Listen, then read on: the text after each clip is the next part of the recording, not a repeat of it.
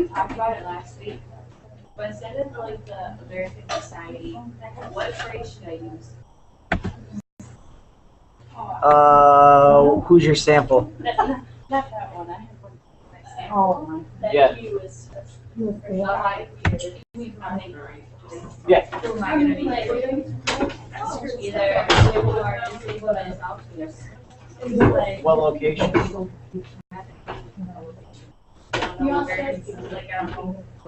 Okay. What's your population? That's your answer. So you gotta nail that down. Whatever your population is, you can replace our society or something. So if I was going to do a study and my sample was to be athletes at Delta College and Saginaw Valley College, if that's my sample and it's supposed to be representative of Michigan collegiate athletes, then I would replace American Society with Michigan collegiate athletes. You just So have my to, study's on people who are facially disabled. uh-huh. So who would then? I guess I'm just confused about it. Of every race, age, location, income, gender, you're talking about every single person on earth. No, I just, I mean, I guess that's not like that. I don't know how to say.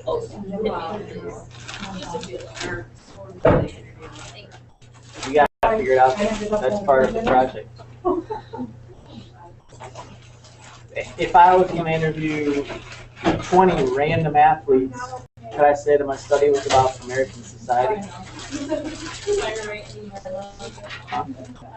No. I could only say it was about sports or teenage athletes or collegiate athletes or Michigan athletes or something like that. So it's just almost impossible to generalize to like American society. I definitely don't use the pronoun our. Just I say I don't ever use that. I'm still trying to figure out like because when you're talking about I was talking about how I used to watch. so do I just say they're peers?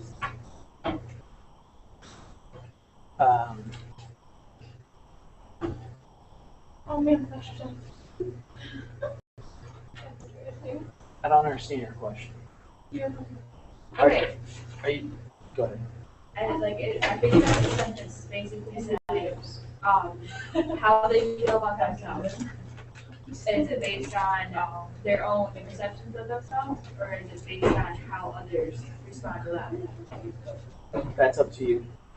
That's the thing. I don't try to take out American society and be more specific about others. Who's viewing them? Every single person in America? Just how, like the people that they go day to day, come in contact with, is their perceptions of themselves based on But how they react to them? where do they come in contact with them? At the mall, at school, at a city school, at a suburban school, at a baseball game, at a circus?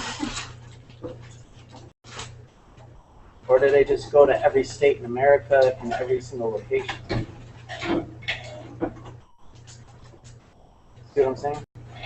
I can't survey one classroom and say that it represents America. It just doesn't work like that. So I got to define who I'm interviewing. I defined who I was interviewing.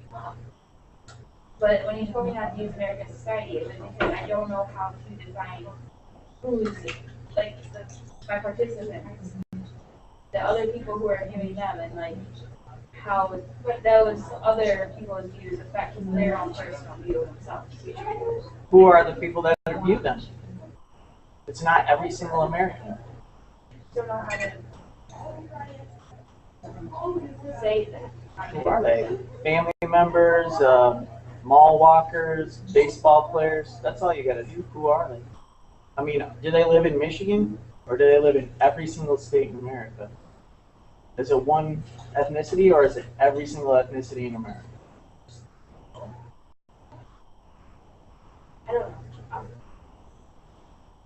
But if I said just people and I looked out and it just happened to be 10 super like millionaire white dudes, would I be like, that's American society? I can't say that. I understand taking out the American society. I just don't know how to say that. Like who it is that's viewing them. I just don't know how you want me to put that. If you go to a McDonald's, you would say McDonald's McDonald's customers. You went to the mall. So another thing, I need to make that as part of my study then. Say, taking them out somewhere, and people who are at that location, their peers. That's what I'm trying to use peers. Yeah, but it's overly, that's way too generalized. I mean, so I would say, if I went to a kindergarten class and I saw one kid hit another kid, he's hitting his peer. And if I read that paper, I'd go, peers hit peers? And then again, I'd go to like a billionaires conference. Those guys are peers too. And I'd be like, this paper says that all peers hit peers. How come these guys aren't punching each other? So it just doesn't work like that. You just can't say peers. To narrow it down to Yes. one population Yes. of people. Yeah. And it's the basic fundamental of sociology of the categorization, which is, I say continuously, the race, ethnicity, same thing, gender, income, family structure, location, these sorts of things are your basic categorization. You can categorize any way you want to. But So you have to state what each category is for that. you have to identify your participants, who your study is going to affect. So we should have a question because we're asking type of topic. Uh-huh. So should we base our proposal title on a question, like, because we're kind of basically trying to find out information. So would it be okay to state our question in our proposal? Yeah, you will. In fact, I'll tell you where to put it in the paper. Do we answer the question then? I know, like, throughout the issue, you're already answering the question. Yeah. You try to, and what you want to do is you want to support or negate the results. So you make a hypothesis. People like to drive Fords at Delta. That's my hypothesis. So what I do, go to a survey of the first 100 cars that I see. And then if there are 2% Fords, then I would have negated my hypothesis. I did not disprove it. It's not disproven. Maybe the next 100 cars are all Fords, and I'm like, whoa, that would support my hypothesis. So I can't disprove it or prove it, but I can either support or negate it. Okay. So it's not going to answer your question, and that's why, like, I keep saying there are no answers in the back of the book. Yeah, you want to find evidence. A lot of times sociology students go on and become lawyers because it's a evidentiary discovery process, social scientific discovery. Really, you're just trying to accumulate data, which is evidence to support your theory. In the legal sense, theory is the guilty or not guilty. And believe it or not, yeah, the legal system is never proven or disproven. To support or negate hypothesis. So our final, you want what you want for our final paper? Have you read the sample? Have you read the sample? Looked at the sample? Yes. And you read 6 articles? There you go. Just make one. Make one out of one call, Of your topic. out of the 6. No, make your own paper. Out of everything we accumulate from the data from the 6. You don't get, no, the data is not from the papers. The data is from your study, your method. We've talked about methods throughout the semester. The most common being survey, interview, and participant observation. Those are my favorite qualitative methods. That's where you get your data, not from the articles. The articles just form your approach, and the midterm was to look at articles and see what was good and bad about them. You want to recreate the good parts and not do the bad parts. So then how do we get our conclusion? Or findings? If you don't actually, are you going to do the study or not? Probably not, right? Right. So your conclusion will be more of an expected results section. So instead of saying the results show that, I would say I expect the results will show that. This is why it's important, and this is why my proposal can go forward, and it's important to furthering the study of this in sociology, because it doesn't stop here. You know, we're always looking towards the future. Does that be relevant just to sociology though? Can I say why it's relevant to other areas? Yeah, well, sociology is just by nature, it's an all-encompassing discipline. It's the most multidisciplinary thing. So that's why I always say, like, you can do whatever you want.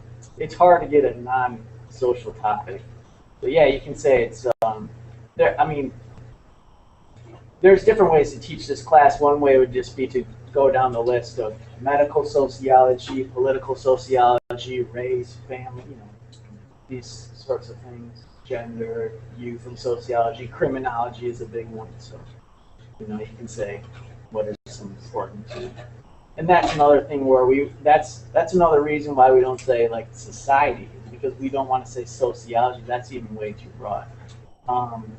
Yeah, there is an American Journal of Sociology and there's an American Sociological Review, but if you're looking for articles on family, for example, you would look in the Journal of Marriage and Family. It's just, they're more kind of compartmentalized areas of the discipline.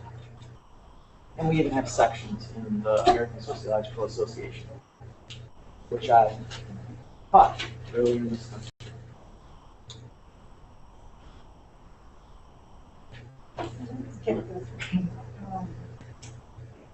For all the information that I'm reading right now, I'm kind of I want to say I'm reading all the information, and so I'm kind of like building this proposal for a view that I want to do. If I want to know why the reasons why these, of course. So I'm going to build this up into my own answers, and I'm going to get all this information from this source, that source, and then just kind of like tweak everything into like my gaps from that, and then quote all the citations that I got this information from all the articles. But you have to find your own data. Just remember, yes, you will that's cite. what I'm saying, because it's like, that's what I'm trying to say. We have to go through these articles, and we have to determine, okay, this is the reason, this is the question I'm asking, and this is the information I need because I want to know the reasons why divorce happens. Could be silence in a marriage, lack of communication. When you are silent in a marriage, that is one of the factors. So, something that I learned, I can put that in and quote it from where I found it. And if you learned it, then you will want to support it or negate it. Okay. And I can put that to it. And That's can we end up with a conclusion? it's a third of your paper. Your own study is a third of your paper. And let me throw this idea at you. You want to find out why divorce happened. And I was talking about gravity in class. Gravity is scientific, but not proven. You want to find out why divorce happens.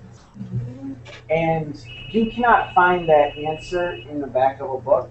And you cannot find that answer in a textbook. And you can't get it from a newspaper or Wikipedia. Okay? you have to go out and like ask people why they got divorced. And you don't go ask people from 30 years ago. You can go ask people now why divorce happens. It's like not mine.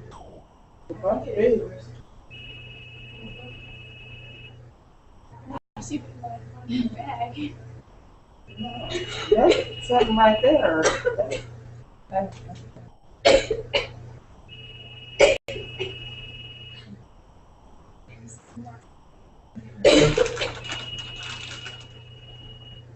Sure, it's not that. No. What is that? No, what would he be? No, it's something from Oh, that's your phone. this. Yeah, it just got louder when you picked it up. No. When you put your hand over it, it goes away. What's it doing? Not really. Mine doesn't do that. It's Android. This one don't never read like that. So what is that? It's redeemed. Sometimes your phone is dead, so it doesn't- And it is. It is that. Because it ain't never sounded like that. It was battery out on my phone, because I thought it was my phone. Like, oh, one's dead, another one's not. So- I'm pretty patient, but I was like, this thing's live streaming, and I think people are going to tune in at 8. I'm like, we got to fix this by 8, I think. So. Hey. And I'm like, well, somebody don't stop it. We're all looking at you like, are you gonna answer? That is funny. That's weird. That is very weird. So I wonder what that was though. Because that wasn't the ring. Oh my God. Yeah, I just took the battery out. I had to hold the power button out for like 15 seconds. I left all the static out your voicemail, and then so I did that when the static goes up. Oh wow. Like, That's never happened.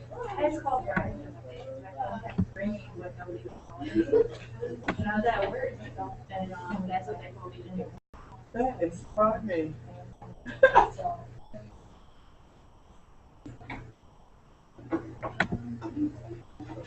So what were we just saying about our fingers? What about I don't know, you were just about to say something like, Yeah, you were talking about questioning. what do you want to know?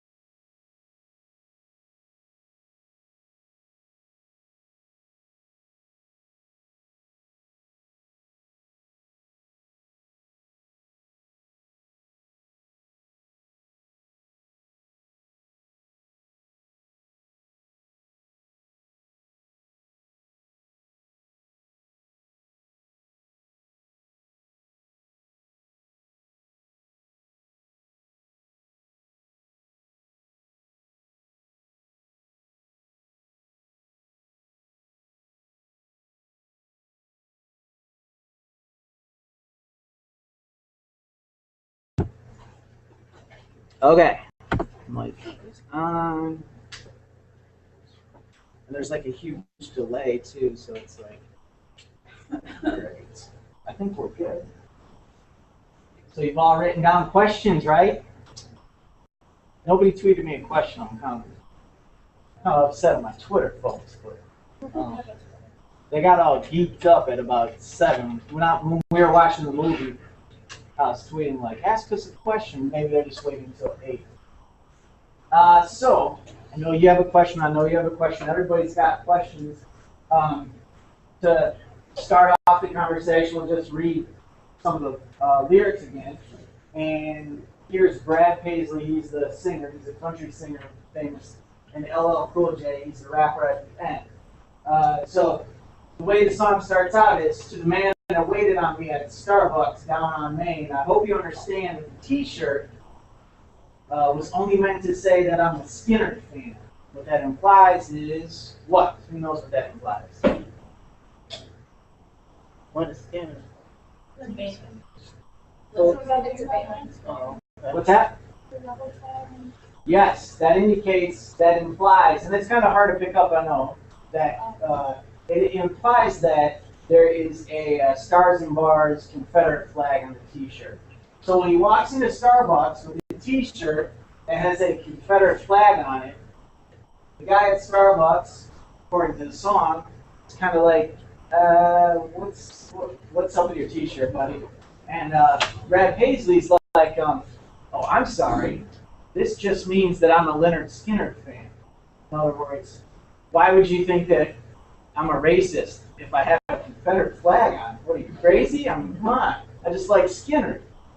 So that's how the song starts off. He walks into Starbucks with a Confederate flag T-shirt. Then there's some, this is why it's sociology, there's some like, what are you doing wearing that shirt, guy? He's like, I just love Skinner. Big deal. Well, it's a Confederate flag. You might find Confederate flags stuck to cars as bumper stickers. And some guy might say, well, I'm just a Skinner fan. Why would you slash my tires? So the red flag across my chest is somehow like an elephant in the room of the South. So he says, come on, give me a break, cut me some slack. I'm just a white man coming to you from the Southland, trying to understand what it's like not to be. In other words, the other. And that's a sociological concept as well. So that's how the song starts out. You listen to it. I know you have a question, so who wants to go first? Go for it. I mean, I was just curious about what the big idea was about the song. I mean, where did all the What's the big negative, the negative stuff come from? So where do you think, so do you feel or did you hear negative stuff? No, I mean, I didn't take offense to it. I don't know if somebody else was listening, would listen to it and take offense to it. I didn't personally. So this is an important topic to discuss. You asked, because this is the first time that I heard the song. I didn't hear none of this. I mean, like I said, I seen on the news where they said something, I guess he was getting like some kind of negative feedback or something for the song. Okay, so the news said that there was negative feedback? Yeah, but I didn't hear the song and then I didn't see the story. Okay. So I was just wondering, where is it all coming from? I mean, is it a bad thing that he did the song, or is it a good thing that he did the song, or, what is it? Did you answer your question, though? You asked, where's all the flack coming from? You didn't hear it from your friends, you heard it from one source. I think And I didn't hear it, though. he meant for it to be a good thing, Yeah. but the South doesn't. I think that's probably where he's negative. You think the South does not like this song? Or is it coming from the Confederate flag lovers? That's what I'm. What I mean? Not being a Skinner fan. Right. So your impression is maybe like kind of the hip hop community and sort of people that are cool with stuff up in the north are kind of like, this is fine, but you're saying the southern people are. Like the Southern, I'm sure there's still people from the South that are, straight Confederate, white, racist, but I mean, I'm sure there still is, because I've heard stories about even up here, like in County and Vassar and you know, but it's still KKK meanings optimistic. So you think actually that the racists are mad at the song. And that's interesting because my first impression was the opposite. And to let you know where I heard about it first, it was on Twitter. That's how I just found the video, you know, and I pulled it up on Twitter. Okay? And I wouldn't know what's going on Twitter. I'm scrolling through my Twitter, and my Twitter, I follow about 1,200 people, and most of them are academics, and most of them are relatively free-thinking, sort of liberal people. Not that I try to, but that's just what academia is about, pretty much. You know, that's just how it is, right? It's built into the stereotypes of academia, and perhaps it's true. Now, I'm following my Twitter, and all these sort of academics are tweeting, whoa, look at this song. And I was like, I listened to it, and I go, is this a joke, you know? And then in response to how you think that potentially it's the South that doesn't like this, I'm scrolling through my thing, and I'm hearing this a lot of like media members and comments from New York and California, and one of the joke images is the Ku Klux Klan holding up signs that say like Brad Paisley rocks. In other words, the opposite of the racists hating it, like the racists loving it. So they think he's, in so many words, saying that this is how I feel, either you deal with it or... Well, we'll talk maybe a little bit more about the racism part of it, but let's stay on this. Did you have something that you were no distraction on? So did you want to talk more about where the fire started? Well, the only thing I can think of is like she was saying, in the South, they are definitely down there. It's all about the rebel flag, but it's not because you're a Skinner fan. It's more because a lot of the people down there are still associating with, like, they want to bring back slavery. They want to bring back all the, you know, racism and everything. And that's where I'm guessing it must come from, because they don't want the idea of letting bygones be bygones, moving on. Okay, all right. So who do you think the flag's coming from? Either racists or themselves.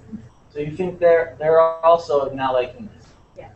And with the Southern pride and blame thing, at the end where it says there's more pride in the rest of the United States, that, you know, the South were more proud of where we come from rather than what we're fighting for.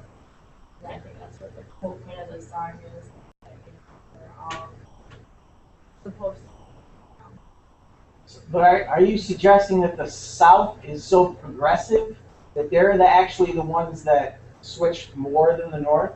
Because the North was kind of always anti-slavery, I guess, kind of, in a general sense. So you're saying perhaps the South is more progressive because they're the ones that actually changed more. Right. Okay? I think when you hear the term Southern pride, especially coming from the South, when you hear that term, like, Southern pride down there means that they're all for, let's bring back the Confederacy, you know, the South will rise again, that kind of stuff. And it's not a good thing.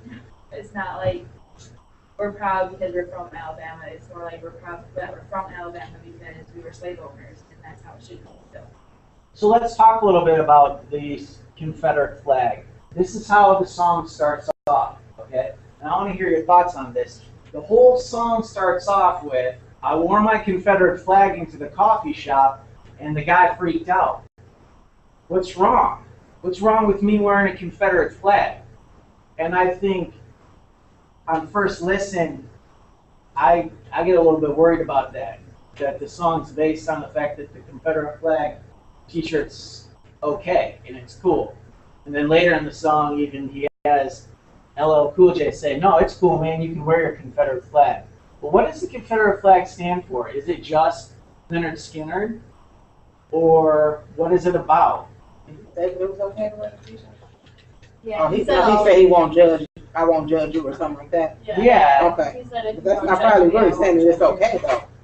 It's probably just saying that that's you. You know, I won't judge you about it, but it's not probably. I can't see him just saying, okay, yeah, it's fine. But he said it was about like, I won't, if you don't judge my SAG, pants, Yeah. not judge your flag. Yeah. Or his do-rags, like, he was- Yeah. Are these things equivalent? So LL Cool J says, "Hey man, if you don't judge my saggy pants, No, he said it's do-rag, I believe. Yeah, If you- that's do-rag. if you don't judge my do-rag, I won't judge your Confederate flag T-shirt." Is that equivalent? You know what? I think it's because people symbolize do-rags and sagging pants as just thuggish, Okay. and people symbolize Confederate flags as just racist.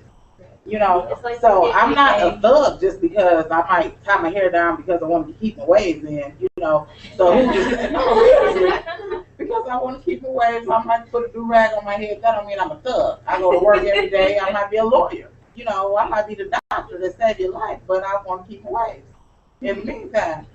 But who's to say that you're a racist because you like Skinner? You know, I mean, because I never. So what does Skinner represent? Is he like for the Confederate stuff, or you know? Well, that's research you'll have to do out in class, unless somebody knows. Right. So I mean, because I guess it's all about you and how you think about situations. You know.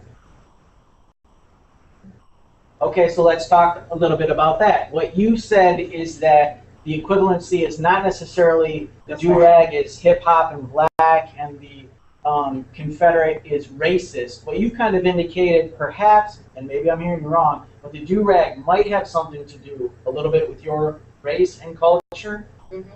and the Confederate, it has a little bit to do with the white race. And then not necessarily with the race. That's why I said I guess I probably would have to Google whoever Skinner is Uh-huh. just to see, you know, I guess what kind of lyrics do he sing? You know, I mean, is it like racist type? You know what I mean? Saying Sweet Home Alabama. Sweet Home Alabama. Okay, so I mean, I guess it depends on the individual and how you look at stuff. I mean, if you just like a real race phobic to where everything that just like, I mean, we could sit in here and have a discussion, and if you always say, well, the black people, the black people, the black people, I could think that you're racist. You know what I mean? If I'm just that, if I have that mind frame, you know, but if I know that it's all a part of a lesson and teaching, then I know that it's not necessarily aimed at the black people, and you don't like black people, you think black people are down here, and you know. So, I mean, I guess it all depends on the individual and how you look at stuff, how you was raised. You know, I'm black. I don't know nobody that was a slave. You know what I mean? So I'm not that deep into thinking that everybody is against me. You know, so I guess. So let's talk a little bit more about that. There are a couple different concepts going on here. There is the self and other. I'm white, you're black. I'm male, you're female. So we are different. Maybe somebody in here is super rich, and I'm not. So we are different, right? But then there's also something where we're different and I'm better, or we're different and you're bad, or we're different and I'm going to dominate you. As I've said, I don't like to stand up in the front. I like to sit with you. I like you to do presentations because I don't like to be dominant.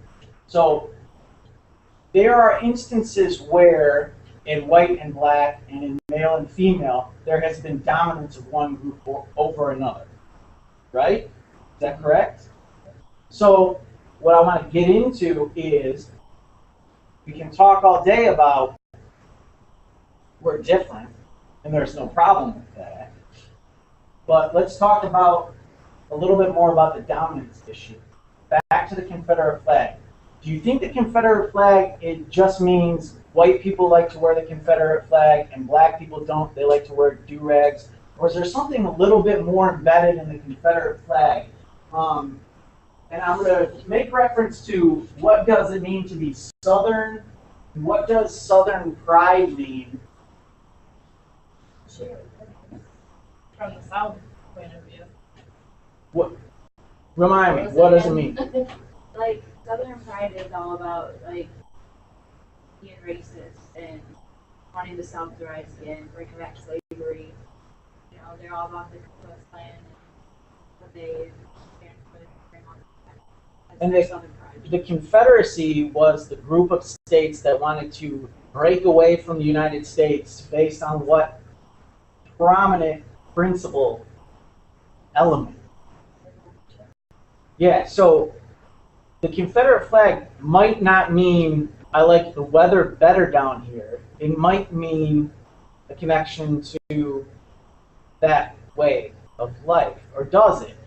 Am I just totally wrong? Are we just all totally wrong? I'm not saying that.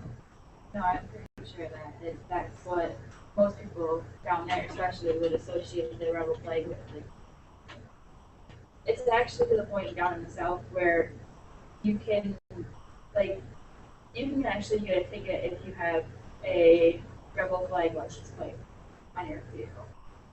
Because they've so associated that symbol with racism. Let's talk about the subtle racism then. Because obviously if somebody wore a Ku Klux Klan outfit to school, then they probably, I think it would be safe to say that they were probably racist. Am I right or wrong? When they wore the Ku Klux. If they wear a Confederate t-shirt,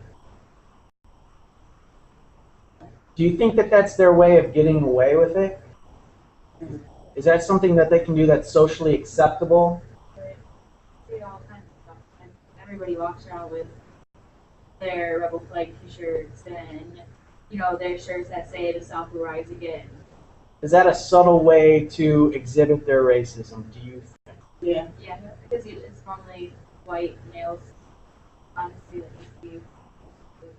Are there other ways to display your Southern pride than Confederate flags?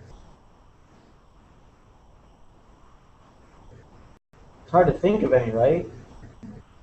What does Northern pride mean? You don't have too much?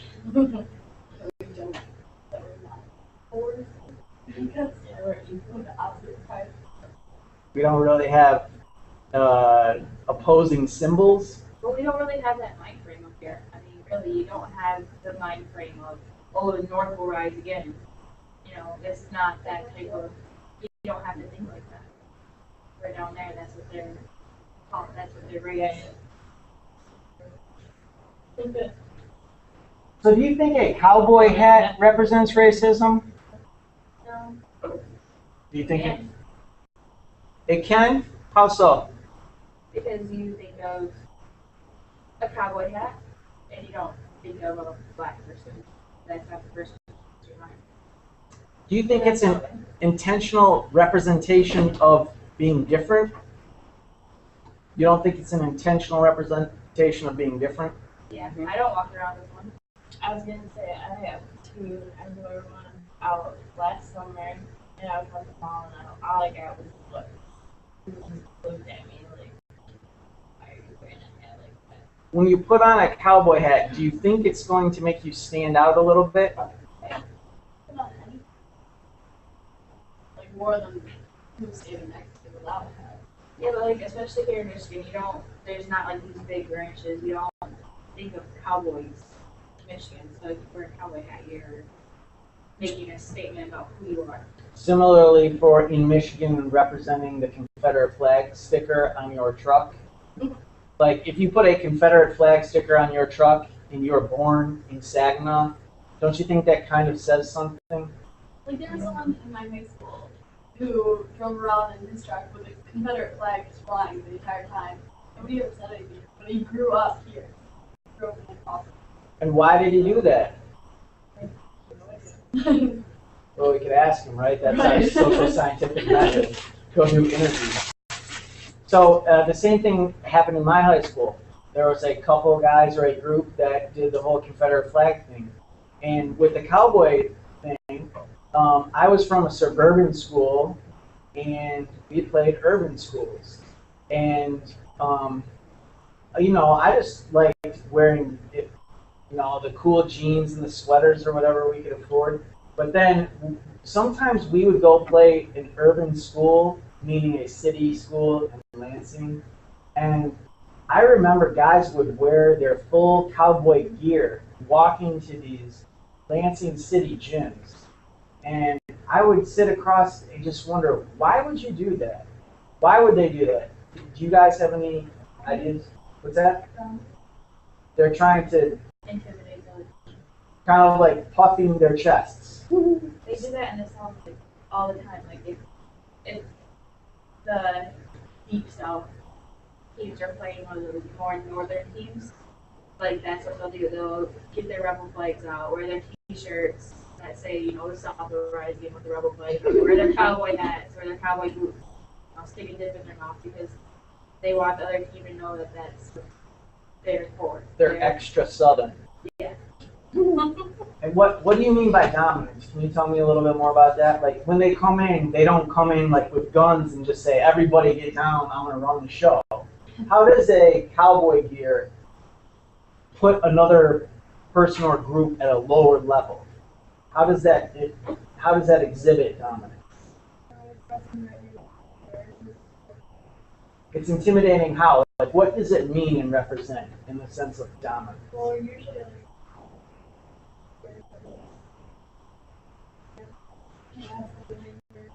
strong. So you look like strong. When I wear a suit, how does that exhibit dominance over you? You look more formal. You look higher class. Higher class meaning what? That you probably get paid for. Like I would think like if someone in a suit was compared to a man in a cowboy outfit, I would think the man in the suit had more dominance. Because he has more money. Right. So how does a cowboy suit represent dominance over a black youth in a Lansing City school? I mean, It not really back, just back, going back to their back then, I mean, but we in 2013 now. Isn't it symbolic though? Yeah. Aren't they wearing that because they're saying, remember how we dominated you? But Isn't not me, you didn't, so no, I don't remember. That's I mean, that's the way why, that they think. but that's why I said, that's why it goes back to you and how you was raised and how you think.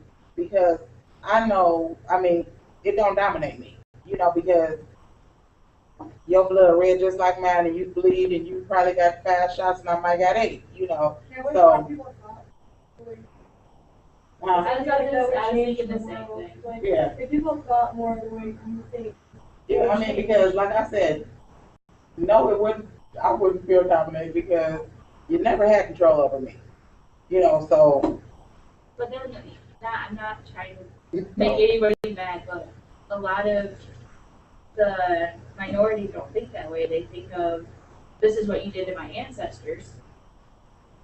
They go back to that constantly. Like the slavery thing. But that, I would think with that, it would maybe older, that would be older people because they may have experienced I don't something know, different, but like, I don't think the newer, like the newer, I mean, the younger generation, I don't think, well, I can only speak for me and like who I be around. I don't know. So you think it's all just talk, and that kind of gets back to your original point where you're like, what's the big deal of this song? Yeah. That there's a parallel there where it's like you can wear this cowboy suit, but you're not going to enslave me. Right. You can do this song, but I don't care if you're racist because you're not going to And I'm gonna do affect this me. song with you and make money off of your song, you know. So come on, let's get this money. So is And this that's song? probably how LL probably thought about it. Let's get this money. So is this song all good? Does it hurt anybody? I mean, it probably do. Some people, you know, I guess. Who do you think it hurts? Like, how is it harmful? It hurts, like, I feel like it hurts the race at hand of what you're talking about. Talking about, and we just slavery, and that right there indicates you're talking about. Wait, Well, and then it says right there, and then like you and me can rewrite history. I think that would offend a lot of people because it's like they would think that, you know, he's trying to write off what happened. Like, just let's forget it. Let's act like it never But happened. that's why I said then it goes back to the age, How you were the raised, generation, yeah. you know, the generation gap and the ages because we know that we can't rewrite it, but okay, let's move forward and don't think that you can just run me now because you can't, you know. But there are a lot of people who don't think that way But still. yeah, like I, I mean, think, it I goes think both it ways. comes Look at from the the white older people who are like generation though. I mean, the ones that experience different things that probably couldn't go to the bathroom, have to go around to the outhouse when you can walk right in and go right and use the bathroom and get tissue, and I might have to shake to dry off, whatever. So I think it probably comes more from an older generation that experience more. You know, in this generation, we didn't experience that. So you can look at it like, oh, that's a nice song. Okay, they trying to make it better or whatever. But I think it's brought up too much. The whole issue you think is brought up. And you know what it is though, because racism still exists. Well, if you put like a white person and a black person that are raised together, they don't even think about it. But it's the schools and everything else who just teaches you this, and honestly, I think it would depend on who's teaching you, if the white person or black person, just active about it, of how they were taught. So, I mean, the more you teach people about this, the more they're going to bring it up, even though it had nothing to do with them, maybe like their ancestors. So it's just, they bring it up too much, and it's not even really things that happen with them. I think it didn't And I grow up can as even much, say, it wouldn't be that big of an issue. well, my daughter goes to Heritage. Say, like Martin Luther King birthday, you know how it's a national holiday, but out there, they don't get the day off for in observance of his birthday. It's a professional day. Oh, the South so doesn't that you, even Martin Luther King Day though. right, so the that South you is just Robert E. don't Lee. give credit where credit is due. And that's how I take it, that in order for you just not to give the man credit for everything that he's done, not just for the black race, but for the world as a whole, it's a professional day. I have two questions. What is it? I have two questions. I want to finally make our Twitter folks feel part of the discussion because I have two questions. And one of the questions is, how far do we assume racism? And if I see somebody walking with a Confederate flag T-shirt, I assume that they have a little bit of racist tendency.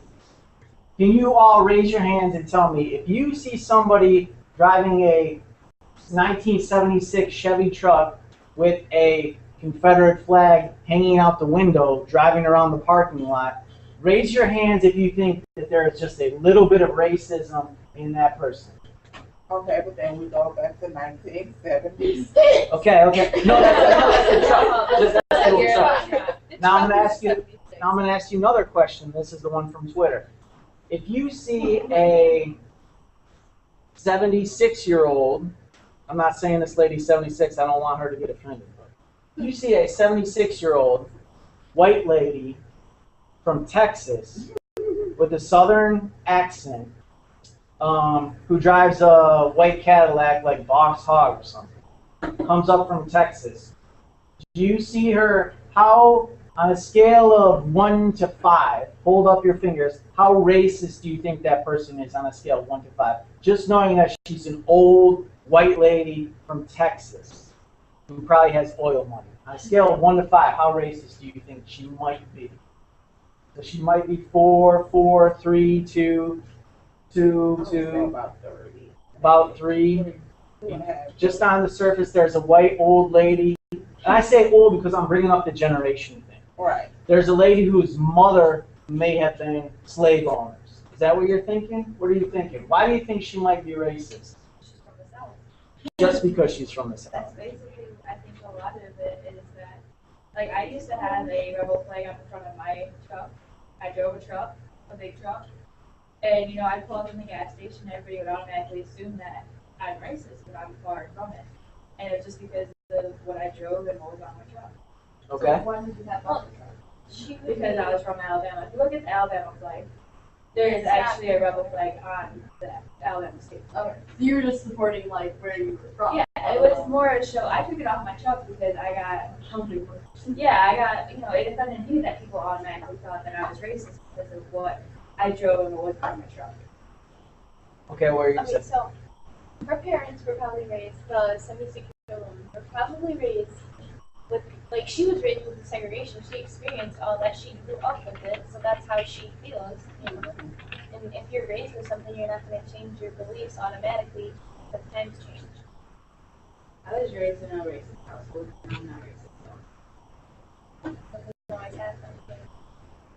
If your But parents teach when you you were something, younger, how did you feel? I mean, now, I mean, once When I was once you get old younger- enough to know better, you do better. But when you were younger, how did you feel? I always thought it was wrong. Like, I remember as a kid, my dad would talk about, like, Indian people and call them all kinds of names. And I always just kind of felt like it wasn't the right thing to do. I have another comment from Twitter. I hope he's still watching. It's only 10 minutes. I have a guy.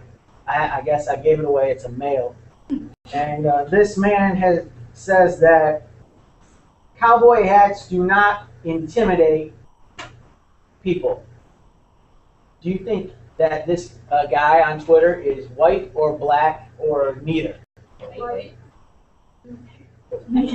So raise your hand if you think this guy is white based on what I just said. Cowboy hats are not intimidating. Black. So you think he's black. Why would you think that he's maybe black? Because it's not intimidating. So you think that he's trying to say that it's not. It's not intimidating. Okay, that was only part of it. I'll give you more, and I'll give it away. Maybe this will give it away. The full tweet is, cowboy hats do not intimidate African Americans from the inner city. What race do you think he is now? Black. Do you think he's black now? Why would you Or he change got it? some black, he white with some black friends. Inner city. Yeah. That is typically black. Why do you think that he would say that, and why did you change your mind? Give me a little bit of feedback on that. Probably because when somebody's wearing a cowboy hat, African American from the inner city, he's probably got, maybe he's not in a gang or is, or he's got, friends or a big group of people that go first. When you're in the inner city, though, you're generally the minorities are majority in the inner city. I think so. You still think I he's think white? he's still white. I think he's probably like attempted it, like had a cowboy hat, went in there, and like obviously nobody like nobody fears me. So Well, you know what it reminds me of a lot is rap songs that are all talk, and they'll be like, I'm gonna fight you and shoot you, this, that. It's all this battle rapping that they don't ever do anything what they used to. So it's all just talk. Now with the cowboy hat, isn't it just Entertainment. it's really not going to do anything, is it? It's just representation. Does it kind of look silly, or is it offensive? Depends on where you're from. Just kind of depends on your perspective. I mean, and you. I mean, if that's what you do, you wear cowboy hats, cowboy boots, that's you. But then, How some people wear high heels every day. do You you know? accent? Here's another question. This is good because this is real time. I got a great question for you. How many people here know what the black fist symbol is? The black power. Yeah. Do you know? Raise your hand if you know what it is. Raise your hand if you know what the black fist symbol looks like. Only 2 of you? Nobody else knows what the black power fist. I've seen it. I've seen it before. I'm from the south, so we don't really. You don't know what that It's is? like a little ear like that. Yeah, like a fist. Okay. That's very interesting. So there's very few people that know what a black power fist looks like. Do you know where it came from? It's like a little. Wasn't it like MLK where they were marching?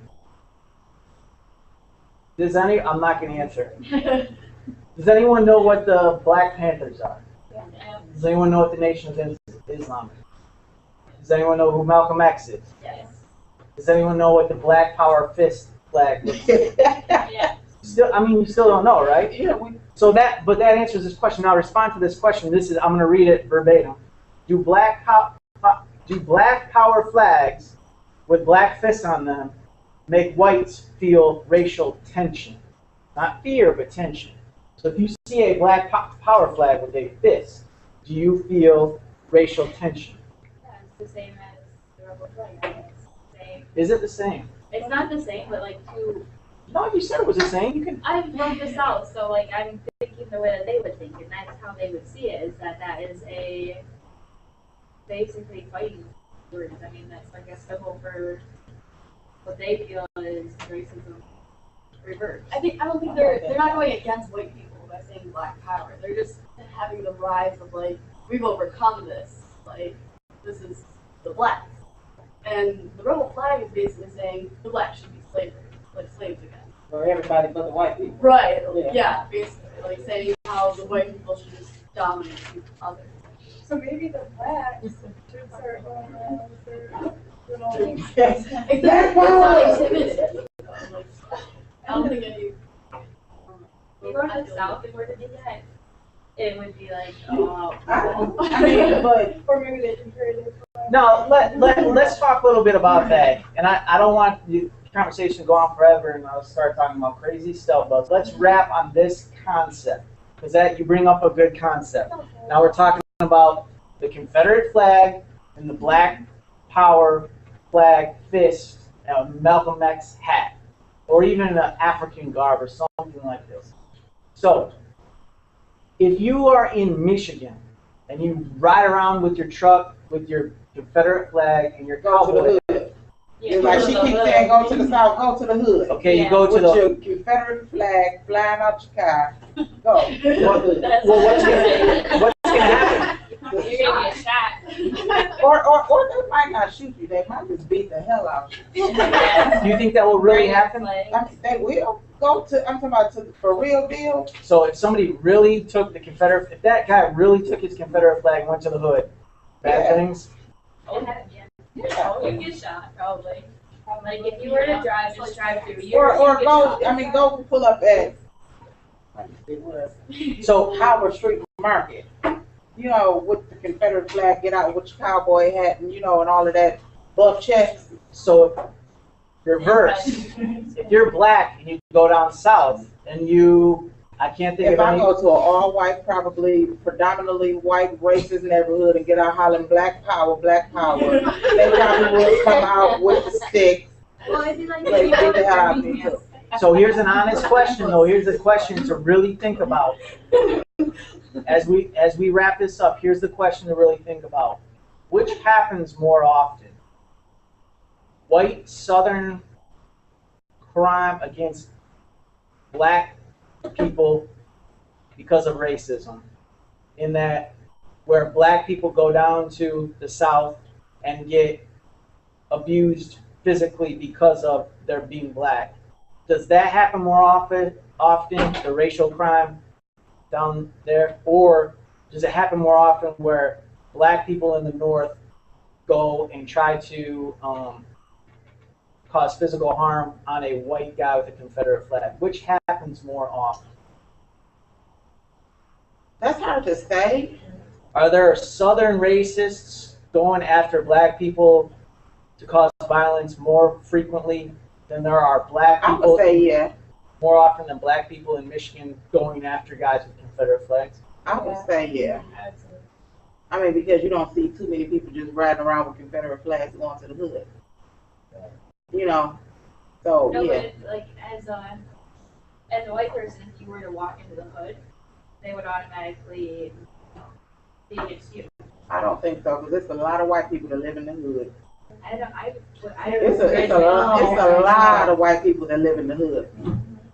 So I think blacks are more easier to accept a white person than white people are easier to accept black people. Yeah. I mean, it's a lot of white people live in the hood. And that's in the North. Yeah. So your perception to go I mean, full circle. I've never lived in the South. I've only visited, and that's when I was smaller, so I don't know. And when I went down there, it was nothing but love because it was all, my people. So I don't know about the white people in the South and how they don't like whatever. So I can't really speak on that because I've never experienced it, so I don't know. Can I bring up an example? Go ahead. I worked in gas stations down in the South, and we had probably 7 different gas stations. The only gas station that had bulletproof vests that you had to stand behind was in the hood. Mhm. Because Yeah. mostly white In the people hood, all worked the there. stores in the hood right now. It was the last one. It was the one Bulletproof that got robbed at least. Honestly, it was. But you had to stand behind bulletproof glass because as a white person in the hood, they automatically think that you're out here. that's how it was down there. But that's the way the white people got the black people thinking. You know, they think that the white people don't like us, so you gonna come and bring your store in the hood. My money good enough for you to take, but you don't like me, so yeah, I might come there and take your money. You know, But and then you got this little white girl working behind the counter. You know that I can easily intimidate. You know, no, it's not fair. But is it fair that you think all black people is coming to rob you, so you got to put up bulletproof glass? You know. No, and I mean, I don't think that way, but that's just what I was trying to say was, you know, it does go both ways. Right, but like I still believe that black people are more accepting of white people than white people are black people. Because you get a black person that moves to the suburbs, they'll call the police on you quicker than a black person will call on a white person living in the hood. Do you think that's a racial thing or an economic thing? I mean it's racial. Because if it's economic, if I can afford to live next door to you, then my economics must be just as good as yours. You know, so who are you to judge where I can live? If you can live there, I can live there too. If I can pay it. So it's definitely racial. Okay, what do you think? I was just gonna say, so when I was down in Detroit, coming home from Tigers game, I went and I had to go to the bathroom really bad. So we got off I don't even know where it was, but it was some big sketchy place. And I walked into this restaurant, and because I was white, everybody that worked there was black, and they all just went to the back and asked me if I needed anything to eat or anything. Literally, I walked in and they just all ran to the back, like, okay. Would there be a difference if you walked in with a Confederate flag T-shirt on? Probably. They'll probably be pretty mad. What about if you walked in? What about if you walked in with a do-rag on and saggy pants? Probably would have been. Then they probably be talking about it. Somebody she thinks she black.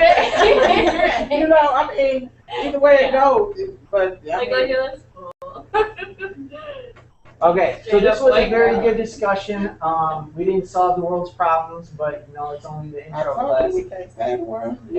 We're trying though, step by step. So I'm glad we had this very open and honest discussion, and as is the purpose of the entire course, we are not going to solve everything. We can't prove everything, but it's very much important to continue to think about these things because our lives aren't over, our country's not over, and these issues aren't over. They may have been minimized, they may not have been. It's up to you to think about that. But I'm just trying to light the fires in you so that you go home and you just continue to think about these things. This is a thinking class where you go home and you just think, oh, maybe there is a racism problem, or maybe there's not, or at least I'm just going to think about it a little bit more.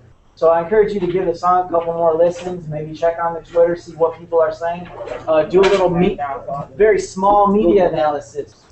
What do you see Fox News responding to this song? How do you see CNN? But that's the same way they say, and Fox News is the one they say is the racist. It's racist. So check out their reports of this song and see what they say about it and give me your feedback. So I appreciate all your participation. Next week we're going to start talking heavily about the final project. And it's due in a couple weeks, right? Yeah. So you're all done right with it, right? No? We'll get real fine-tuned into that. That's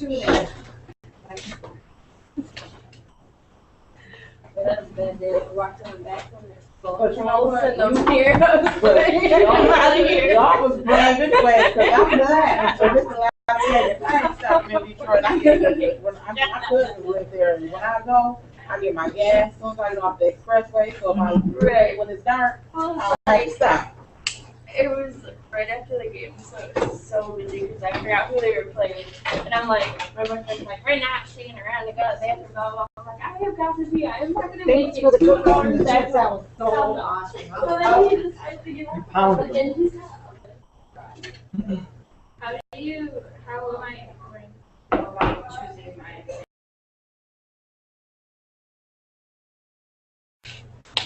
I know we talked about it last week, but instead of like the American Society, what phrase should I use? Who's your sample? Not that one. I have one. Oh, That Yeah. he was just, or the high fear, we money. Yeah. Still not gonna be able to. Either people are disabled as outsiders.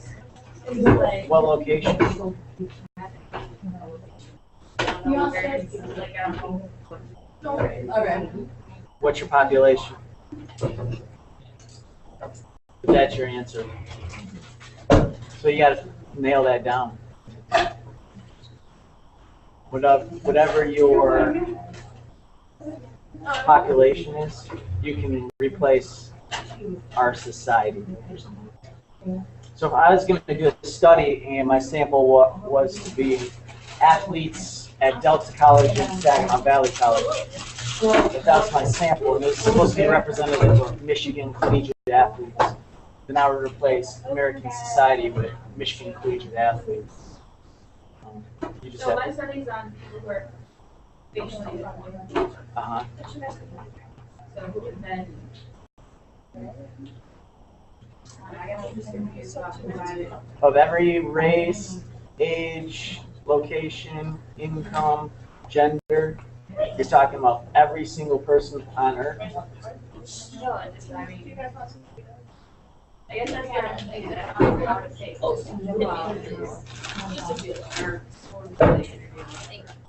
You gotta figure it out. That's part of the project. At the mall, at school, at a city school, at a suburban school, at a baseball game, at a circus. Or do they just go to every state in America and every single location? See what I'm saying? I can't survey one classroom and say that it represents America. It just doesn't work like that. So I gotta define who I'm interviewing. I decided who I was interviewing. But when you told me not to use American Society, it was because I don't know how to define who's, like, my participants, the other people who are viewing them, and like how those other people's views affect their own personal view of themselves. Who are the people that interview them? It's not every single American. Don't know how to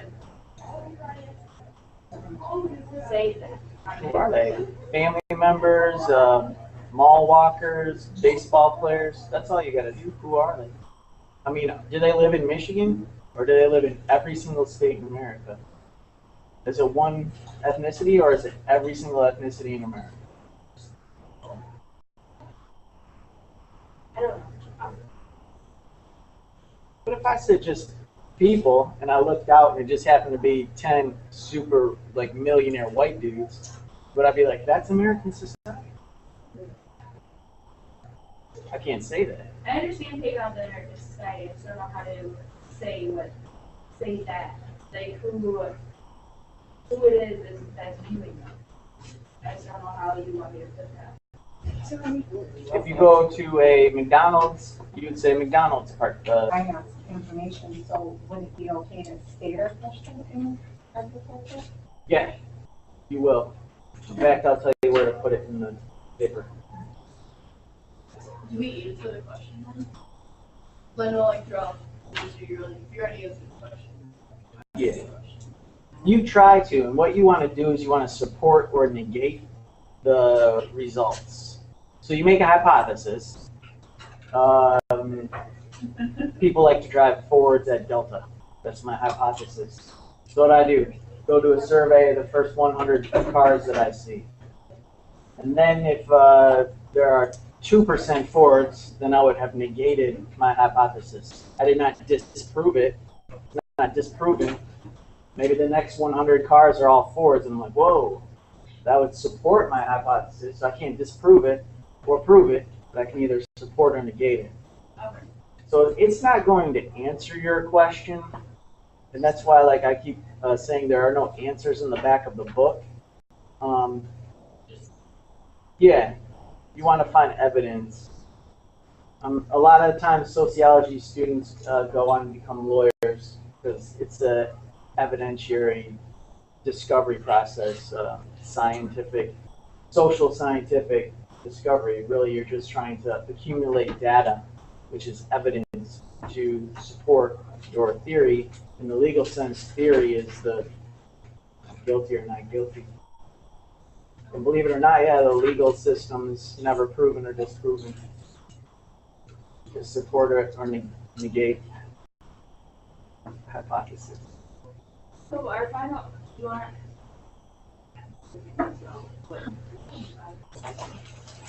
If I was going to interview 20 random athletes, could I say that my study was about American society? Huh? No.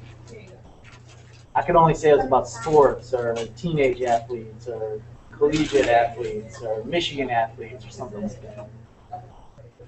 So it's just almost impossible to generalize to like American society.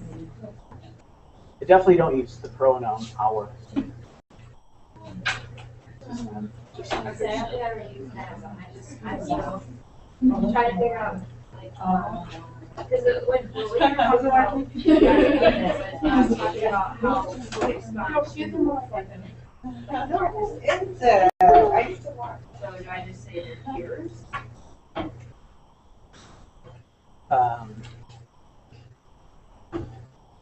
Oh, man, question. I don't understand your question. Yeah. Okay, Are you? Go ahead. and like, I think that sentence basically says, how they feel about themselves. Is it based on their own perceptions of themselves, or is it based on how others respond to them? That's up to you. That's the thing, I don't try to take out American society and be more specific about others. Who's viewing them? Every single person in America? Just how, like, the people that they go day to day, come in contact with. Is their perceptions of themselves based on But how they react to them? where do they come in contact with? The McDonald's customers. You went to the mall. So another, I need to make that as part of my study then. Say, taking them out somewhere, people who are at that location, their peers.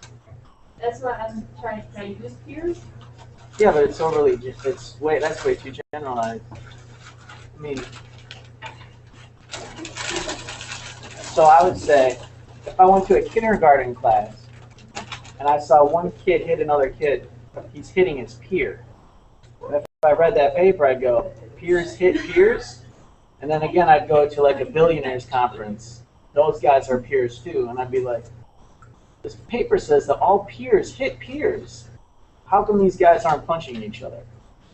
So it just doesn't work like that. You just can't say Just need peers. to narrow it down to Yes. one population Yes. of people. Yeah. And it's the basic fundamental of sociology of the categorization, which is, I say continuously, the race, ethnicity, same thing, gender, income, family structure, location, these sorts of things are your basic categorization. You can categorize any way you want to. So You have to state what each category is for that. you have to identify your participants, who your study is going to affect. So we should have a question because we're asking type of topic. Uh-huh. So should we base our social title on a question, like, because we're kind of basically trying to